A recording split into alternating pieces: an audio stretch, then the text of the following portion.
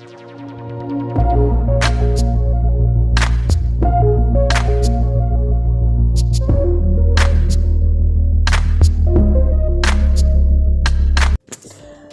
वालेकुम viewers, welcome to my channel let's cook with Ana. आज मैं आपको इंस्टेंट दूध जलेबी बनाना सिखा रही हूँ जो बहुत ही मज़ेदार है।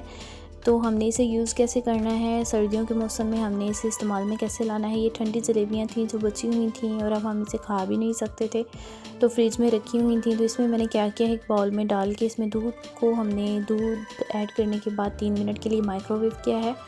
तो इसके ऊपर हमने 5 मिनट के लिए इसको दे दिया है लिड देने के बाद हम 5 मिनट वेट करेंगे।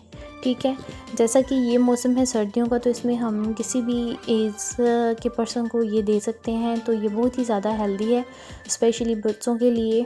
लाइक सर्दियों के मौसम में अगर बच्चों को सर्दी की कंप्लेन है, फ्लू की कंप्लेन है या कुछ भी कफ़ वगैरह, तो अगर आप उसे ये गर्म दूध में जलेबियाँ डाल के इस तरह से उन्हें देंगे तो ये बहुत ही ज़्यादा हेल्पफुल साबित होंगी। तो आपको ओवरनाइट के लिए वेट नहीं करना पड़ेगा, जस्ट 5 से 10 मिनट का प्रोसेस है। इस तरह से फॉलो करते हुए अगर आप उन्हें दूध जलेबियाँ देंगे तो क्या है कि इससे उनकी तबीयत भी बेहतर हो जाएगी और टेस्ट भी बहुत आला फील होगा। तो जो चैनल पे नए हैं वो चैनल को सब्सक्राइब करते जाएं। रेसिपी के साथ साथ अच्छी लगे तो लाइक करना मत भूलिए। सब्सक्राइब करना तो बहुत ज़रूरी है, शेयर करना भी बहुत ज़रूरी है।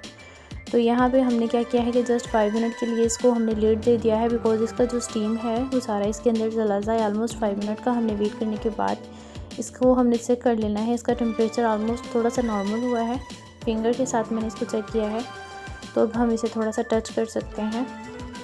तो धुआं इसमें से अभी भी निकल रहा है, तो क्या है कि हम इसे